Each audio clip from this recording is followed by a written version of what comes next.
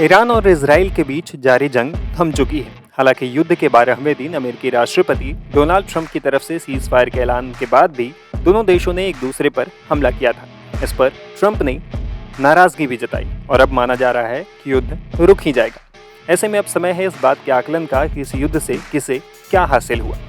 क्या जिस मकसद से 12 दिन पहले इसराइल ने ईरान पर हमला किया था वो पूरा हो गया? क्या अमेरिका ने इसराइल की तरफ से ईरान में जो हमला किया वो अपने मकसद में सफल रहा?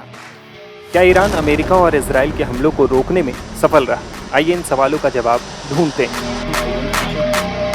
अव्वल तो ये कि इसराइल और अमेरिका का दावा था कि ईरान परमाणु हथियार बना रहा है और इसलिए उन्होंने ईरान पर हमला किया, जबकि ईरान दावा कर रहा था कि उसका परमाणु कार्यक्रम केवल शांतिपूर्ण नागरिक उद्देश्यों के लिए है, परमाणु हथियार बनाने के लिए नहीं। इसके बावजूद इसराइल और अमेरिका ने मिलकर ईरान पर हमला किया। तो क्या अब दोनों देश इस बात को लेकर आश्वस्त हो गए हैं कि ईरान के हाथ परमाणु हथियार नहीं लगेगा? व्हाइट हाउस ने दावा किया कि ईरान का परमाणु कार्यक्रम पूरी तरह से नष्ट हो गया है, लेकिन जब तक ईरान न्यूक्लियर वॉचडॉग IAEA को ग्राउंड पर आने की इजाजत नहीं देता, तब तक किसी को भी निश्चित तौर से इस बारे में पता नहीं चलेगा। दूसरी तरफ ईरान ने दावा किया है कि अमेरिकी हमलों में उसके किसी भी न्यूक्लियर साइट से कोई रेडिएशन नहीं हुआ। वहीं अमेरिका के लिए परेशानी का सबब फोर्डो न्यूक्लियर प्लांट से आई एक सैटेलाइट इमेज भी है। उसमें दिख रहा है कि अमेरिका के हमले के पहले प्लांट के बाहर ट्रकों की लाइन लगी हुई थी। ऐसे में सवाल है कि क्या ईरानियों ने अमेरिकी हमले से पहले ही परमाणु सामग्री और यूरेनियम को शुद्ध करने वाली मशीनों को वहां से हटा लिया था? क्या ईरान में ऐसे गुप्त न्यूक्लियर साइट्स हैं जो हमलों से नष्ट नहीं हुए हैं? तो फिलहाल साफ तौर से ये तो नहीं कहा जा सकता कि इसराइल और अमेरिका अपने मकसद में सफल हुए हैं। अब बात ईरान की। युद्ध विराम के बाद ईरान की सबसे बड़ी कामयाबी यही है कि अमेरिका और इसराइल के डबल अटैक के आगे खामेनेई की हुकूमत ने झुकने से इनकार कर दिया। ईरान ने न तो सरेंडर किया, न ही कोई शर्तें मानी। ईरान अपनी पीठ इस बात पर भी थपथपा सकता है कि अकेले इसराइल के लिए उसे काबू कर पाना मुमकिन नहीं था। इसी वजह से आखिर में अमेरिका को भी जंग में कूदना पड़ा।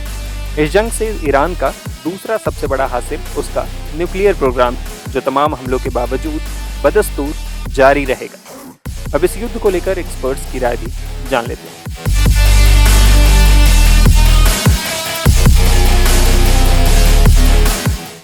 जी, आपने बिल्कुल सही कहा कि प्रेसिडेंट डोनाल्ड ट्रंप ने एक युद्ध विराम अनाउंस किया है। उन्होंने कहा, उनके बयान में कहा गया है कि युद्ध विराम हो रहा है और हो गया है और सब ठीक हो जाएगा।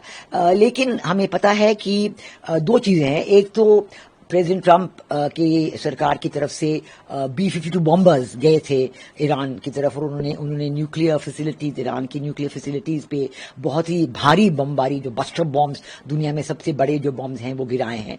और उनका कहना है कि उन्होंने अपने जो टारगेट्स थे, ऑब्जेक्टिव थे, वो अचीव कर लिए हैं।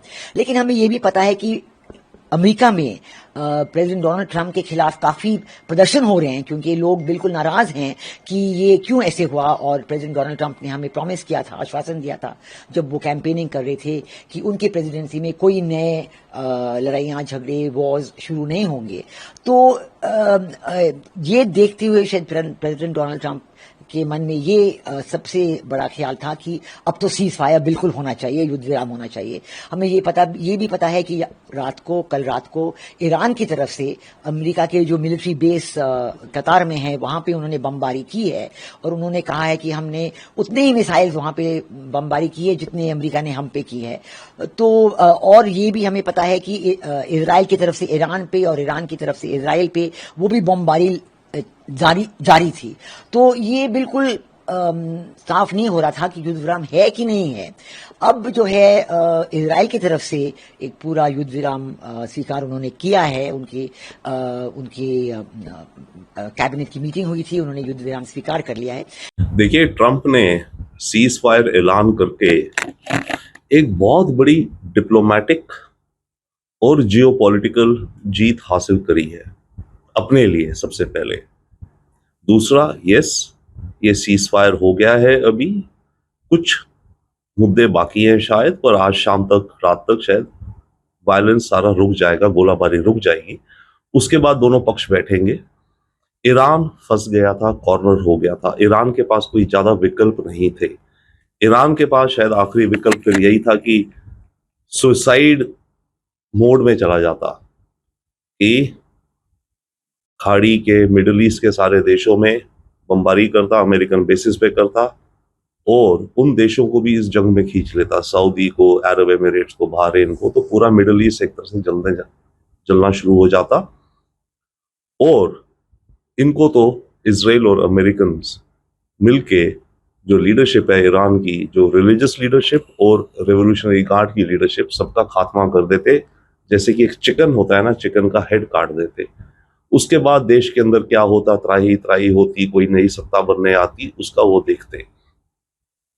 इसके अलावा तेल की कीमतें बहुत बढ़ जाती दुनिया में, उसका बहुत जगह इम्पैक्ट होता, खासकर अमेरिका पे खुद। और ट्रंप अमेरिका में तेल की कीमतों को बढ़ना नहीं चाहते, क्योंकि उनका जो ट्रेड टैरिफ का अलग जंग चल रहा है, उसके चलते अमेरिका में महंगाई बढ़ रही है। और ट्रंप की शुरू से स्ट्रैटेजी ये थी कि टैरिफ के मामले से अमेरिका में अगर इन्फ्लेशन आता है, उस इन्फ्लेशन को कम करने के लिए वो ऑयल की कीमतों को कम रखेंगे। तो अगर ये जंग बढ़ती जाती, लंबा समय चल जाती, तो तेल की कीमतें बढ़ती, तो ट्रंप के अंदरूनी अपनी डोमेस्टिक इकोनॉमी में उनको परेशानी हो जाती। बट अदरवाइज ओवरऑल ये एक वाइज मूव है, मैं कहूंगा सद्बुद्धि है, वाइज है, वायलेंस रुकना चाहिए। और ट्रंप ने मेरे विचार से अपनी इमेज, अपनी छवि को बहुत और बड़ा कर लिया है। हमारे प्रधानमंत्री बोल रहे हैं एब्सोल्युटली 100% करेक्ट है। और ये पता चल गया है कि जिस तरीके से हमने हैंडल किया है इस सिचुएशन को, और पाकिस्तान एब्सोल्युटली और अमेरिका, वो तो बाई चांस है कि अमेरिका भी बीच में गिर गया, क्योंकि उसने अपने बेसिस अपना सामान रखा हुआ था।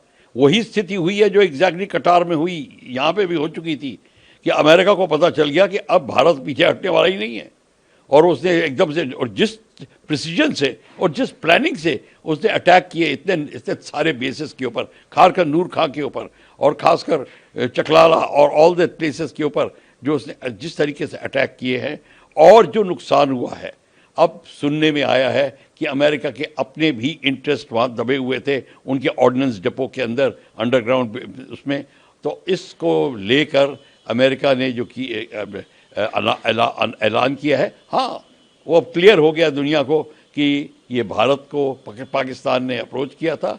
अमेरिका ने उसको कहा था कि पाकिस्तान को कि करो, क्योंकि अमेरिका दबा हुआ था। ये देखिए बड़ी अजीब बात हो रही है इस समय। अमेरिका का जो है फेस है वो डाउन होता जा रहा है।